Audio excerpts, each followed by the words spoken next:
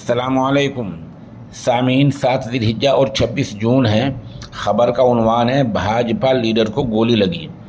सूबा बिहार के ज़िला मधेपुर की मुरलीगंज गोल बाज़ार की भगत धर्मशाला में बीजेपी का प्रोग्राम था, जिसमें लोगों को ये बताया जाना था कि 9 साल में बीजेपी ने देश के लिए क्या क्या काम किए हैं।